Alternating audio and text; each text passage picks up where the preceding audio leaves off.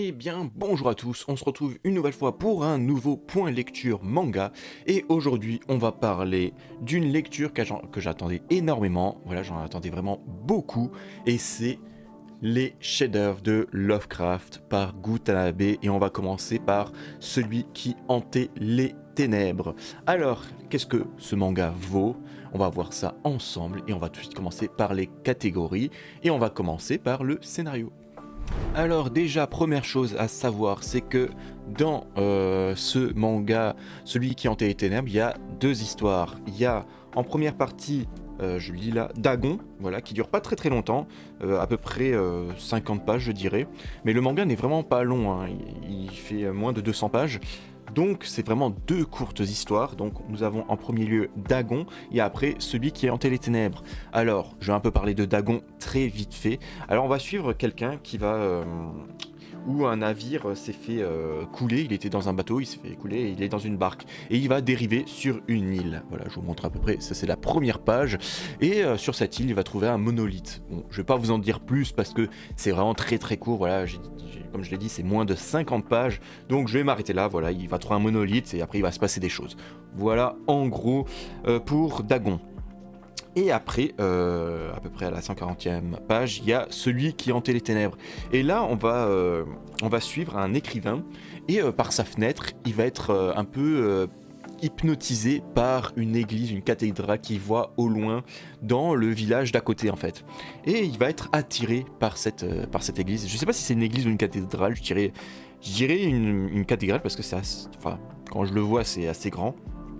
Et donc il va décider de rentrer là-dedans et de visiter cette église. Et il va trouver il va trouver des choses et il va trouver surtout un livre. Et il va rapporter ce livre et tout d'un coup il va se passer des choses quand il rentre chez lui. Voilà, je vais encore une fois pas en dire beaucoup plus. C'est assez intriguant, je dois l'avouer. On a envie toujours de savoir ce que c'est. Et aussi le truc, je crois pas que c'est écrit, mais le livre qu'il trouve, c'est le Necronomicon, voilà, qui est assez connu dans l'univers Lovecraft. Mais je crois pas que c'est écrit dans ce manga. Donc voilà, je l'ai appris en me renseignant un peu. Il me semble vraiment que c'est pas écrit que c'est ça, mais voilà, en me renseignant, tout le monde dit que c'est le Necronomicon. Donc voilà, donc il va se passer des trucs, il va un peu perdre la boule et tout ça. Mais bon, comme j'ai dit, je vais pas en dire plus parce que c'est vraiment très très court. Et voilà pour le scénario. Alors qu'est-ce que j'en ai pensé? Eh ben, ouais, j'étais un peu déçu niveau scénario. Alors déjà le premier Dagon, ouais, il se passe des choses, mais bon, c'est pas très très intéressant. Et la deuxième, il y a un peu de mystère. On a envie de savoir ce qui se passe, mais pareil, enfin, ça tourne pas très très loin, quoi.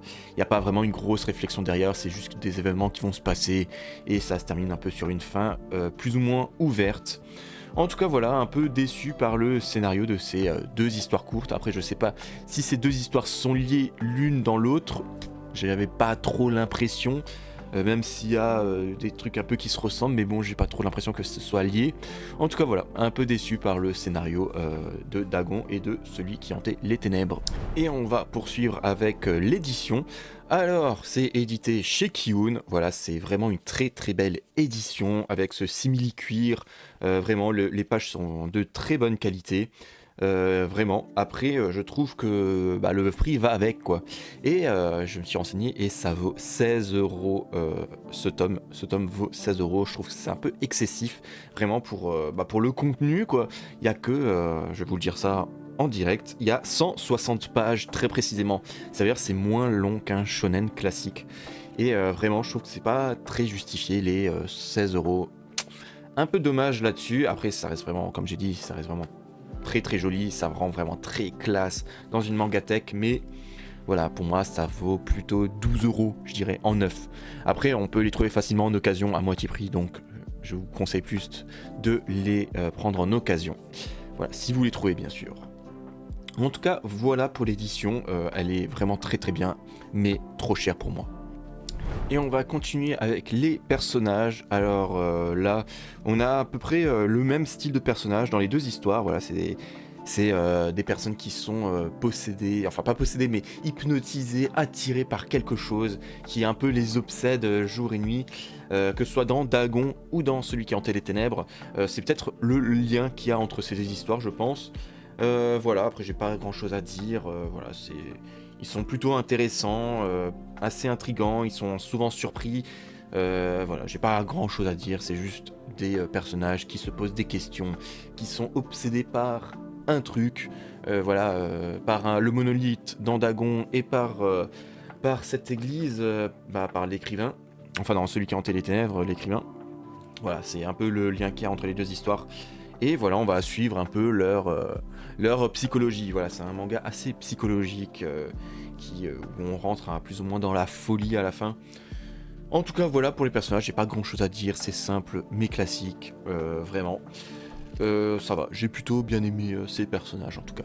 Et on poursuit avec le dessin, et là pour moi c'est vraiment le plus gros point fort de ce manga, c'est son dessin qui est vraiment très détaillé, où on dirait que c'est fait à l'encre, tellement les noirs sont vraiment très très noirs, il y a vraiment un énorme contraste, et comme vous voyez c'est extrêmement bien dessiné, vraiment il y a des détails partout, pour le coup il y a vraiment une ambiance dans ces deux histoires, vraiment, il y a beaucoup de double pages aussi, ça fait plutôt plaisir.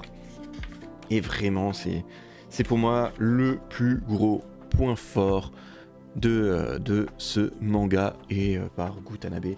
Après, c'est un peu le cas de tous les chefs-d'œuvre de Lovecraft. Voilà, je vais vous montrer un peu la deuxième histoire, parce que là, je vous montre que Dagon. Voilà, la deuxième à peu près. Hop, voilà. Voilà, pour moi, le meilleur point fort, c'est les dessins. C'est rempli de détails. Il y a vraiment une grosse ambiance. Vraiment, ça fait plutôt plaisir. Moi, j'aime ce style d'ambiance un peu horrifique, fantastique. C'est vraiment cool. En tout cas, voilà, rien d'autre à dire. Du très très bon boulot. Et on va terminer ces catégories par le rythme.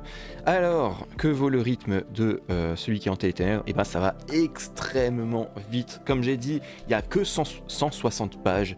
Sur ces 160 pages, il y a 2 histoires courtes. Donc, ça va extrêmement vite. Vraiment, allez, 40 minutes, on a fini, quoi. Surtout que ça parle pas beaucoup. Il y a beaucoup de doubles pages. Il y a beaucoup d'environnement. Vraiment, ça parle pas beaucoup, mais vraiment il y a une excellente ambiance, ça va très très vite et c'est ça qui fait plaisir, c'est vraiment un vrai plaisir à tourner les pages, à découvrir le dessin, vraiment on passe peut-être plus de temps à regarder les dessins que à lire et à s'immerger dans l'ambiance, vraiment j'ai beaucoup aimé le rythme, c'est vraiment du très très bon boulot, donc encore une fois un bon point pour ce manga. Et avant que je donne mon avis et la note, je fais ma petite publicité, donc voilà, ça va pas durer très longtemps. Donc voilà, je vous le rappelle, si vous aimez ce genre de contenu, n'hésitez pas à mettre un pouce, à vous abonner, à mettre un commentaire. Si vous voulez discuter avec moi, je suis en live sur cette chaîne, sur Twitch ou sur Discord, tout est en description. Donc n'hésitez surtout pas à venir me rejoindre, à me parler, moi ça me fait toujours plaisir. Et on va reprendre le cours de la vidéo. Alors, qu'est-ce que j'en ai pensé de ce manga ?